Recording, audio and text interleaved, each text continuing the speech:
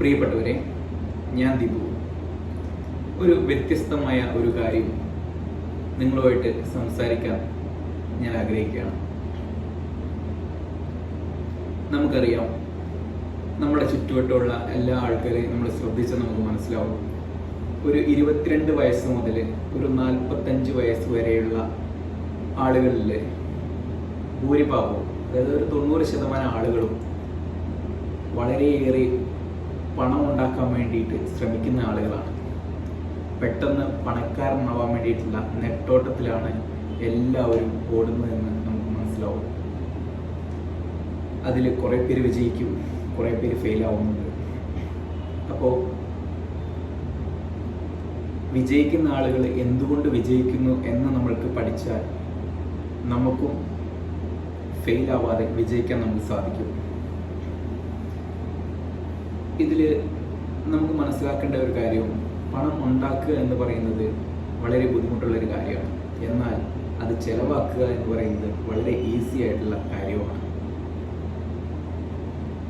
നമുക്ക് ചിലവാക്കാൻ കുറേ ഓപ്ഷൻസ് നമ്മുടെ മുമ്പിൽ ഉണ്ടാവും.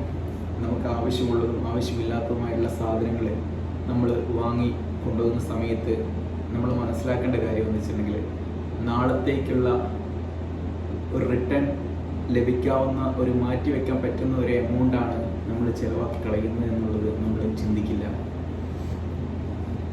അപ്പോൾ ഞാൻ പറഞ്ഞു വന്നത്, പണം ഉണ്ടാക്കാനുള്ള മാർഗങ്ങൾ പലതരത്തിലാണ്, പല രീതിയിലുള്ളാണ് ആളുകൾ നീങ്ങുന്നത്. അതിൽ ഒന്ന്, ജോലി ചെയ്യുന്നവരുണ്ടാവും, അതായത് എംപ്ലോയി ആയി വർക്ക് ചെയ്യുന്ന ആളുകളുണ്ടാവും.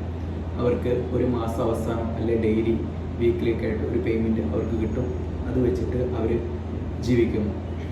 രണ്ടാമതൊരു ആളുകളാണ് ബിസിനസ് ചെയ്യുന്ന ആളുകൾ.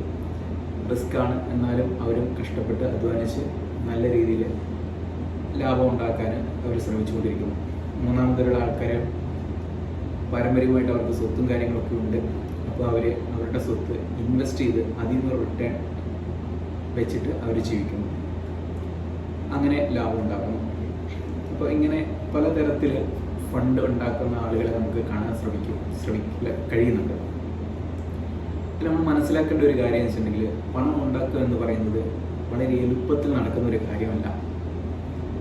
പെട്ടെന്ന് പണം ഉണ്ടാക്കാൻ വേണ്ടിയിട്ട് ഇറങ്ങിത്തിരിക്കുന്ന ആളുകളെ സംബന്ധിച്ചിടത്തോളം അവർ പല ചതിക്കുഴികളിലും പോയി വിടാറുണ്ട്.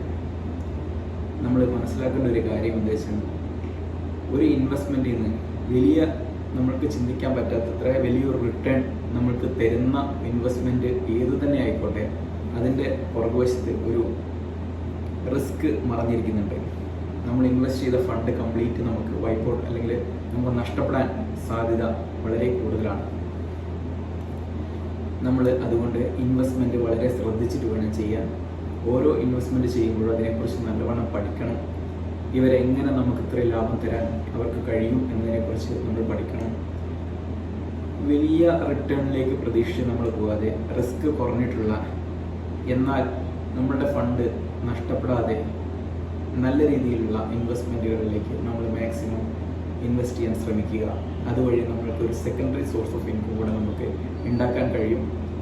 അൾട്ടിമേറ്റ്ലി ഈ സെക്കൻഡറി സോഴ്സ് നമ്മളുടെ മെയിൻ ബിസിനസ്സിൻ്റെ വരുമാനത്തെക്കാളും കൂടുതൽ ആവുന്ന ഒരു സമയം നമുക്ക് നല്ല ഫിനാൻഷ്യൽ ഫ്രീഡം ലഭിക്കുന്നതായിരിക്കും.